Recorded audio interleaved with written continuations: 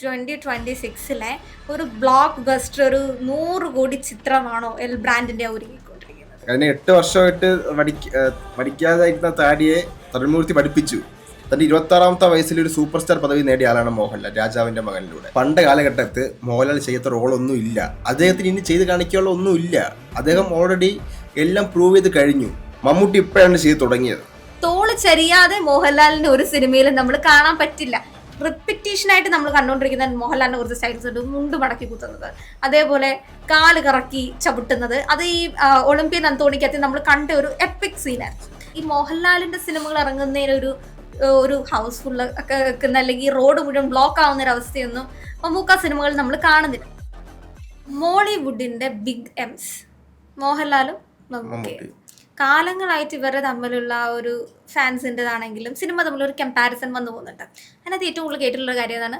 മോഹൻലാലിനോട് compare ചെയ്യുന്നത്, മമ്മൂട്ടിയെ compare ചെയ്യുന്നതാണ് മമ്മൂട്ടിയുടെ വിജയം, അങ്ങനെയൊക്കെ പറഞ്ഞ് ഞാൻ കേട്ടിട്ടുണ്ട്.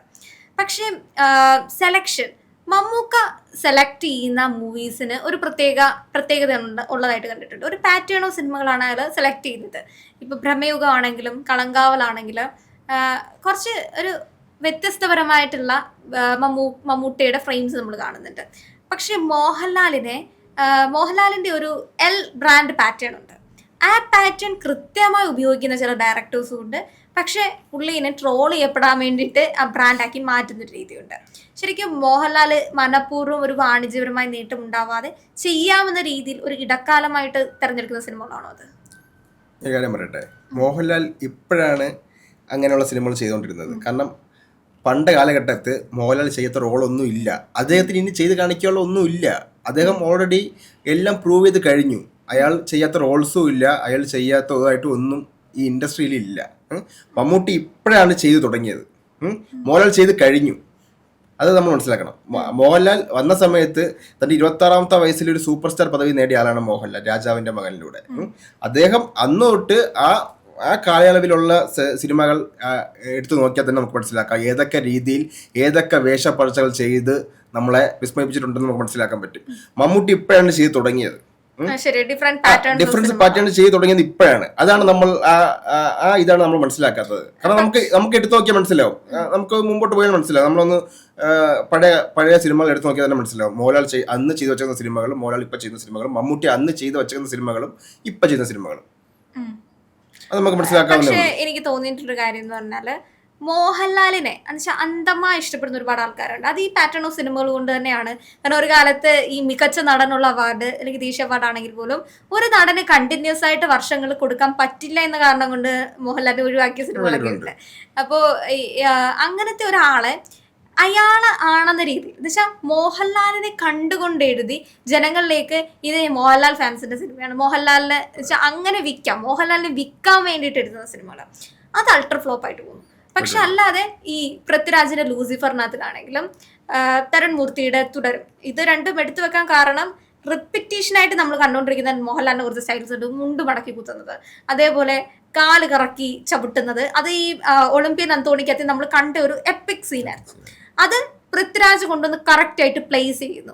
അതിൽ മോഹൻലാലിന് വേണ്ടി കൊണ്ടുവന്ന സീനിന്റെ അപ്പുറത്തേക്കും ആ ക്യാരക്ടറിന് അത് ചേരുന്നുണ്ടായിരുന്നു. തുടരുംനകത്തില് ആ ഒരു സ്റ്റേഷൻ സീൻ ഉണ്ടല്ലോ, അപ്പൊ ഏറ്റവും മനോഹരമായിട്ടൊരു ഫൈറ്റ് സീൻ ആയിരുന്നു ഒപ്പത്തിനകത്തില്. ഒപ്പത്തിന്റെ ആ ഒരു റിപ്പറ്റീഷന്റെ അപ്പുറത്തേക്കും ഈ പറയുന്ന ക്യാരക്ടറിന് ചേരുന്ന ഒരു റോള് അല്ലെങ്കിൽ ചേരുന്ന രീതിയിൽ ആ കാര്യം കൊണ്ട് പ്ലേസ് ചെയ്തപ്പോൾ തിയേറ്ററിൽ വലിയ ആഘോഷമായിരുന്നു. പക്ഷെ അതേ രീതിയിൽ തന്നെ ആറാട്ട് സിനിമ മോഹൻലാലിന് വേണ്ടി എഴുതി, കാരണം അതിനകത്ത് നമുക്ക് മോഹൻലാലിനെ കാണാൻ പറ്റുന്നില്ല, ക്യാരക്ടർ കാണുന്നില്ല. അപ്പോൾ അത് അൾട്ര ഫ്ലോപ്പ് ആയിട്ട് പോകുന്നു.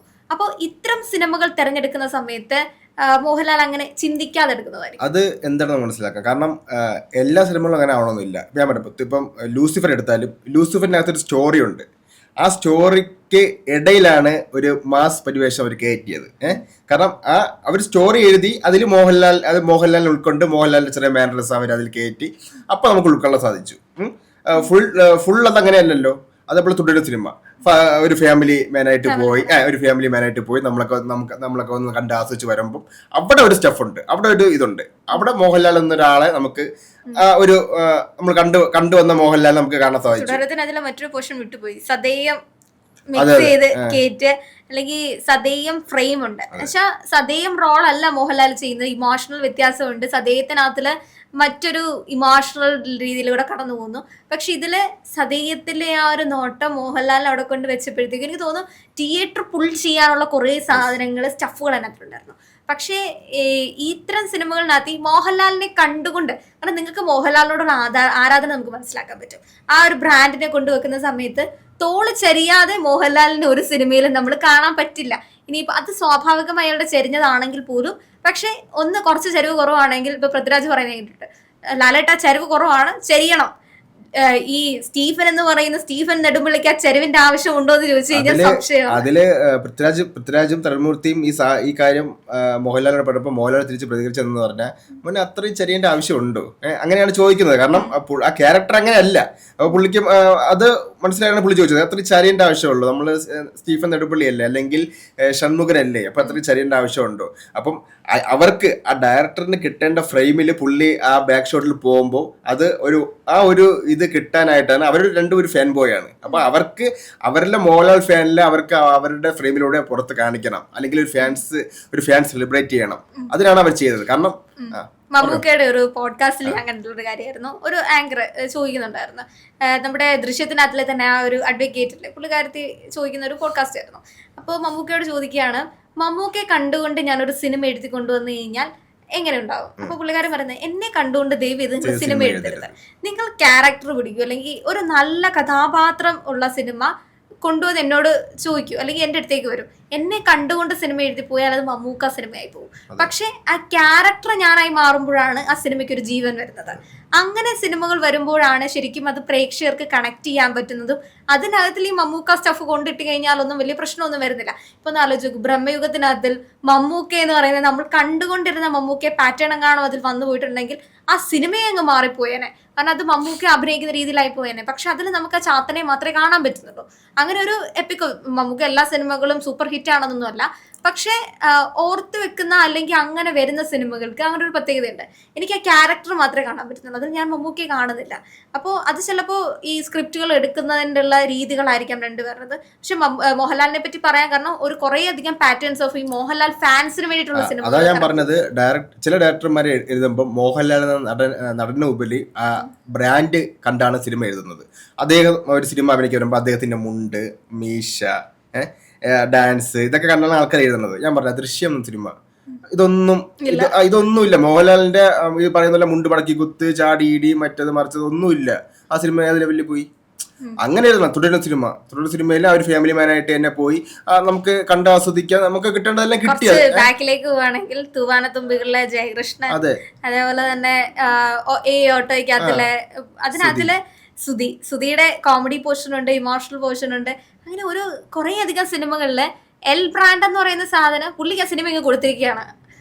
ഈ ആറാടിക്കോ എന്നുള്ള രീതിയിൽ ക്യാമറ ഓണാക്കി വെച്ചിട്ട് നിങ്ങൾ ചെയ്തോ ബാക്കിയെല്ലാം ഞാൻ ഒപ്പി എടുത്തോളാം. ആ രീതിയിലാണ് പഴയ സിനിമകളൊക്കെ പൊയ്ക്കൊണ്ടിരുന്നത്. മറ്റേ അയാൾ കഥ എഴുതുക, അതിനകത്തുള്ള ഫുൾ ടൈം വെള്ളം അടിച്ചിരിക്കുന്ന സാഗർ, അല്ലെങ്കിൽ ഇത്രയും ക്യാരക്ടേഴ്സ് ഒക്കെ കാണുമ്പോൾ മോഹൻലാലിന്റെ ആ പാറ്റേൺ നമ്മൾ കണ്ടിട്ടില്ല. ഞാൻ ഈ പറയുന്ന ഈ മീശ പിരിക്കുന്ന, മുണ്ട് മടക്കി കുത്തുന്ന ആ ഒരു പാറ്റേൺ ഓഫ് സിനിമ എപ്പോഴിറങ്ങിയെന്ന് അനൂപിന് ഓർമ്മയുണ്ടോ?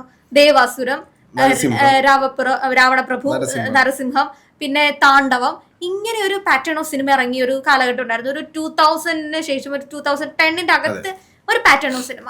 അത് ഏതോ ഒരു സിനിമ കത്തി കയറി ദേവാസുരത്തിന്റെ ഒരു ഇമ്പാക്ട് കഴിഞ്ഞിട്ട് പിന്നീട് രാവണപ്രഭു ഒക്കെ എത്തുന്നതിന് മുമ്പായിരുന്നു ഈ ഒരു പാറ്റേൺ ഓഫ് സിനിമകൾ വരുന്നത്. പക്ഷെ അതിനുള്ള ഒരു ഫാൻ ബേസ് എന്ന് പറയുന്നത് ഇതിനു മുമ്പ് ഫസ്റ്റ് ഞാൻ പറഞ്ഞില്ല 28-ാം വയസ്സിൽ 20-ാം നൂറ്റാണ്ട് അതിൽ മീശ പിരിച്ചാണ് അഭിനയിച്ചത്. അതിൽ അന്ന് അത് ഹിറ്റായിരുന്നു. ശരിക്കും എനിക്ക് തോന്നിയിട്ടൊരു കാര്യം എന്ന് പറയുന്നത് മമ്മൂക്ക ഒഴിവാക്കിയ പടമായിരുന്നല്ലോ രാജാവിന്റെ മകൻ എന്ന് പറയുന്നത്. രാജാവിന്റെ മകൻ ഒഴിവാക്കിയ ഒരു സിനിമയായിരുന്നു. ഒഴിവാക്കിയ സിനിമയ്ക്ക് പകരം ഒരു റോളായിരുന്നു മോഹൻലാലിലേക്ക് എത്തിയത്. അങ്ങനെയാണ് പുള്ളി കത്തിക്കേറുന്ന ഒരു സിനിമയിലേക്ക് എത്തിയത്. അതായത് ആ സമയത്ത് ന്യൂഡൽഹിയൊക്കെ ഭയങ്കര ഇമ്പാക്ട് ഉണ്ടായിരുന്നു. മമ്മൂക്കയുടെ ഏറ്റവും ചർച്ചയായ ഒരു സിനിമയായിരുന്നു ന്യൂഡൽഹി എന്ന് പറയുന്നത്. സിനിമാ പ്രവേശം ആദ്യം മമ്മൂക്കയുടെ തന്നെയായിരുന്നു. അതിന് ശേഷമാണ് ഈ മോഹൻലാൽ വരുന്നതും.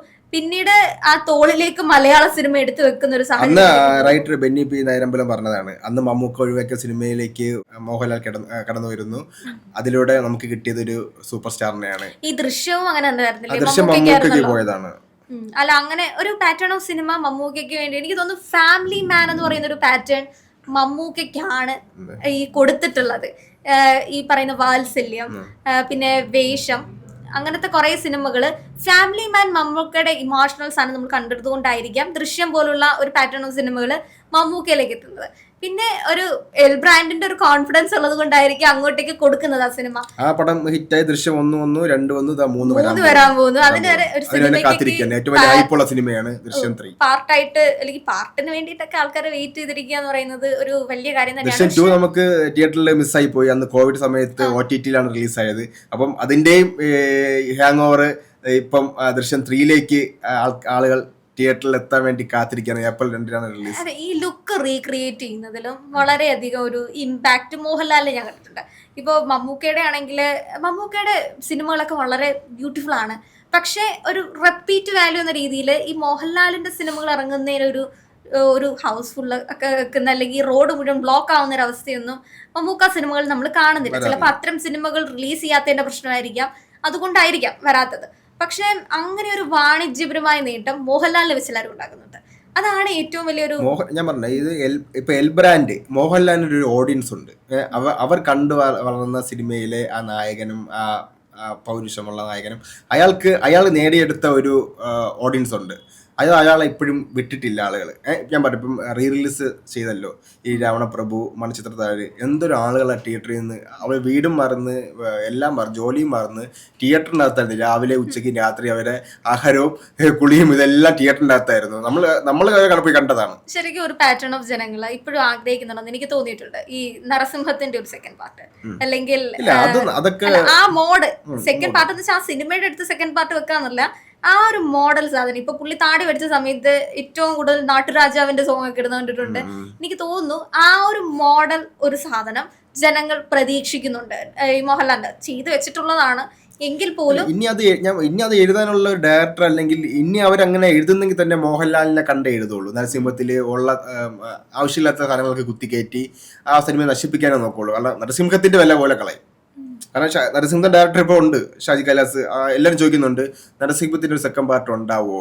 അതൊന്നും ചിന്തിച്ചിട്ടില്ല. കാരണം അങ്ങനെ ഒരു കഥ വന്നാലേ നമുക്ക് ചിന്തിക്കാൻ പറ്റുള്ളൂ. കാരണം അന്ന് ചെയ്ത പോലെയല്ല ഇപ്പൊ ചെയ്യാൻ പോകുന്നവർ. കാരണം ഇപ്പൊ നമുക്ക് കുറച്ചൊരു അപ്ഡേറ്റ് ആയി.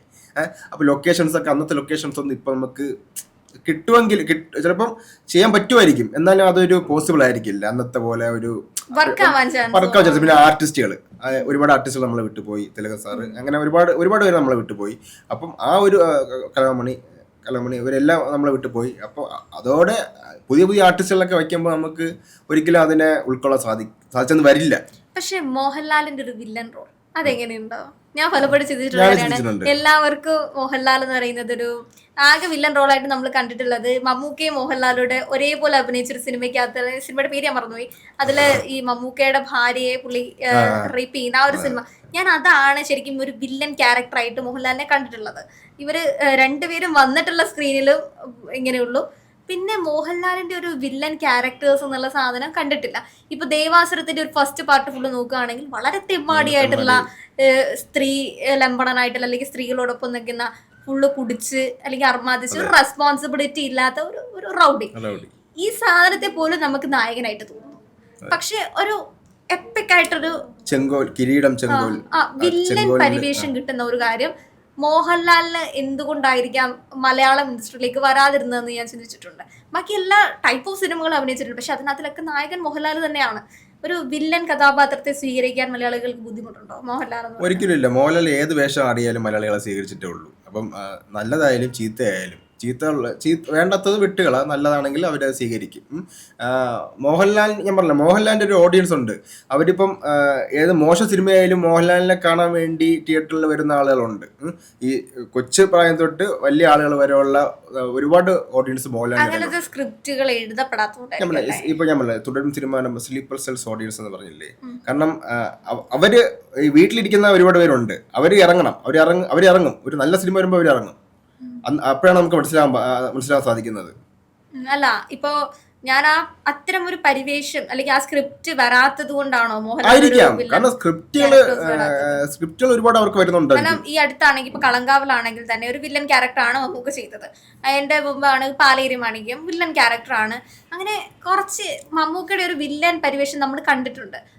ഇപ്പൊ ബ്രഹ്മയുഗം ആണെങ്കിൽ അതൊരു വില്ലനായിട്ട് നമുക്ക് കാണാൻ പറ്റും. അങ്ങനെ ഒരു പാറ്റേൺ ഓഫ് വില്ലൻ സിനിമകൾ പരിവേഷം നമ്മൾ കണ്ടിട്ടുണ്ട്. അതന്നെ ഒരു പക്ഷേ സ്ക്രിപ്റ്റ് വരാത്തോണ്ടായിരിക്കും. കാരണം അവർക്ക് നല്ല ഓക്കെ തോന്നില്ല അവർ എടുക്കുള്ളൂ. കാരണം ഇവർക്ക് മമ്മൂട്ടി മോഹൻലാലിനൊക്കെ ഡെയിലി ചിലപ്പോൾ കോളിൽ വരുന്നുണ്ടാവും. ഈ സർഗിന്റെ കഥയുണ്ട്, ഈ കഥയുണ്ട്, അങ്ങനെ കഥയുണ്ട്. അവർക്ക് നല്ലൊരു കഥ വരുമ്പോൾ അവരത് എടുക്കും. ഇപ്പൊ അടുത്ത ചെയ്തുകൊണ്ടിരിക്കുന്നത് ഒരു പോലീസ് വേഷമാണ്. എത്ര വർഷങ്ങൾക്ക് ശേഷമാണ് പോലീസ് വേഷം ചെയ്യുന്നത് അറിയാമോ? ബാബ കല്യാണിയാണ്. ബാബ കല്യാണം കഴിഞ്ഞിട്ട് ഈ പ്രിയാമണിയുമായിട്ടുള്ള മറ്റേ ഇത് ഗ്രാൻഡ് മാസ്റ്റർ ഗ്രാൻഡ് മാസ്റ്റർ പിന്നെ ഷിക്കാർ, അങ്ങനെ കുറച്ച് പാറ്റേൺ സിനിമകൾ മാത്രമേ എനിക്ക് തോന്നുന്നു ബാബ കല്യാണി ആയിരിക്കും കൂടുതൽ ആൾക്കാർ കൂടുതൽ യൂണിഫോം ഒക്കെ ഇട്ട് ചെയ്ത പടം. അതിനുശേഷം ഇപ്പോഴാണ് തരുൺമൂർത്തിയാണ് വീണ്ടും ചെയ്യുന്നത്. അത് വേറെ ഡയറക്ടറിന് വച്ചിരുന്ന പടമാണ്, ആ കഥയാണെന്നാണ് പറയുന്നത് കേട്ടത്. അതിപ്പോൾ തരുൺമൂർത്തി ഏറ്റെടുത്തു. അതിന്റെ ഷൂട്ട് നടന്നുകൊണ്ടിരിക്കുകയാണ്. ഫുൾ പോലീസ് വേഷമായിട്ട്. അതിന് വേണ്ടിയാണ് ഇപ്പം ഫാമിലി മൂവി ആയിരിക്കും, ഫാമിലി കോമഡി മൂവിയാണെന്നാണ് അറിയാൻ കഴിഞ്ഞത്.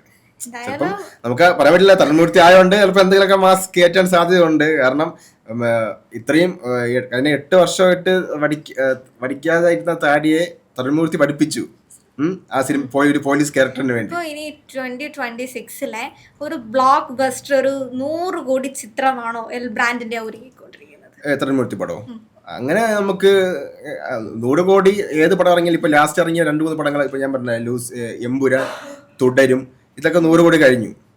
ഇപ്പൊ അടുത്ത ഉറപ്പായിട്ടും തരുൺമൂർത്തി പടം 100 കോടി കഴിയും. ദൃശ്യം അത് ഏറ്റവും ഹൈപ്പുള്ള പടമാണ്. April 2 release. അപ്പോ മോഹൻലാലിന്റെ ഒരു 2025 പുള്ളി തൂക്കിന്ന് കേട്ടിട്ടുണ്ട്.